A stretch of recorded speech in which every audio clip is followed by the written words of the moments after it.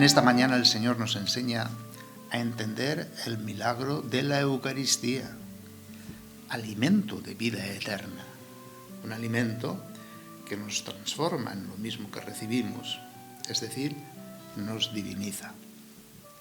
Escuchemos el texto del Evangelio propuesto para esta mañana de martes, tomado del capítulo 8 de Marcos, versículos del 14 al 21.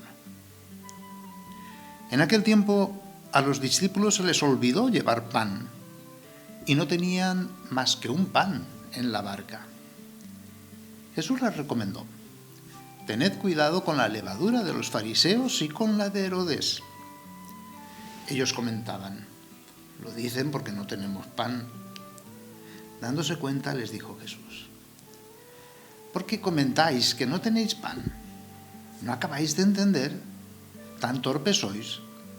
¿Para qué os sirven los ojos si no veis, y los oídos si no oís? A ver, ¿cuántos cestos de sobras recogisteis cuando repartí 5 panes entre 5.000?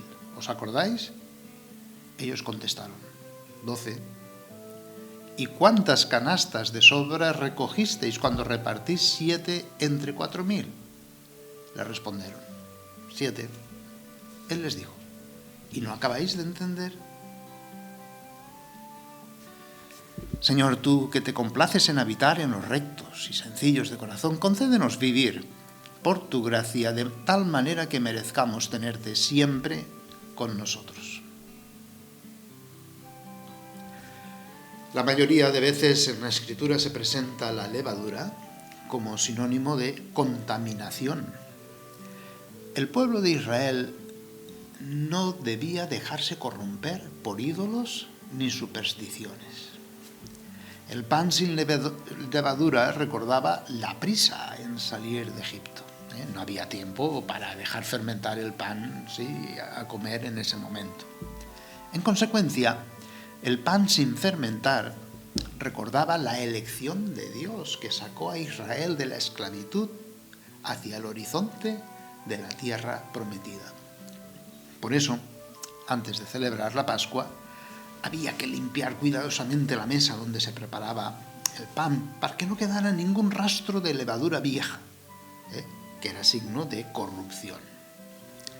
Ahora Jesús exhorta a sus discípulos a no dejarse corromper por la levadura de los fariseos y de Herodes, pero sí de la nueva levadura de Cristo.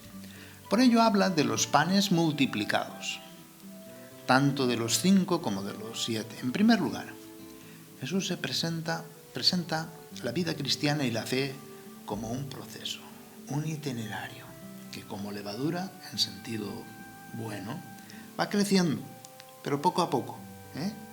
Hay que tener paciencia, pues la fe no se nos da ya crecida, terminada, acabada, sino que es una tarea, al punto que la fe se aumenta dándola, compartiéndola, expandiéndose, y así hace crecer toda la masa, la humanidad y la misma creación.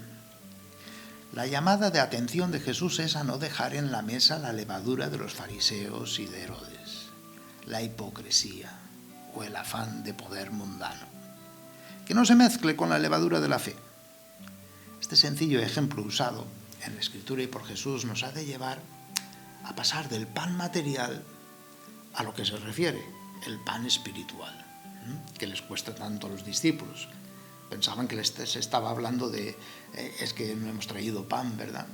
Jesús está hablando de la realidad del reino de Dios, una realidad que crece en este mundo, pero que su venida definitiva será al final de los tiempos.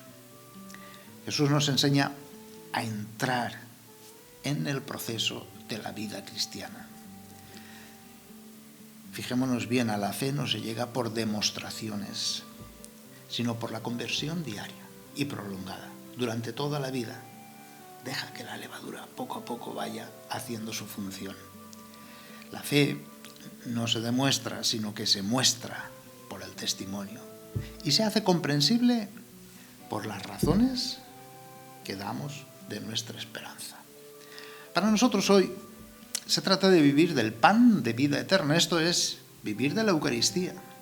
Solo así No nos dejaremos contaminar por ideologías ajenas a la fe cristiana. Como cristianos hemos de comprender que nuestro alimento no puede ser el espíritu de los tiempos. No hemos de mancharnos con la ideología actual, que es individualismo, hedonismo, utilitarismo, ese materialismo práctico del que no pocos cristianos han sido afectados profundamente. Olvidando el amor al Creador, han vuelto su amor hacia las criaturas. Por eso el hombre se diluye, pierde su identidad, se oscurece poco a poco su dignidad.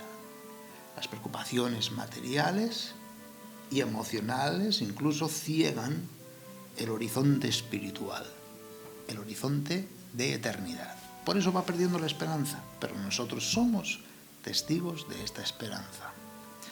Indaguemos un poco en este espíritu de los tiempos, para descontaminarnos y entender el mundo al que hemos de evangelizar. Se confunde la libertad y la verdad con el relativismo.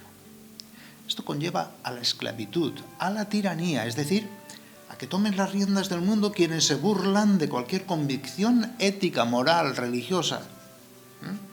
Al mismo tiempo, imponen ideologías que reducen la persona humana a pura materia guiada por instintos o deseos individuales convertidos en derechos.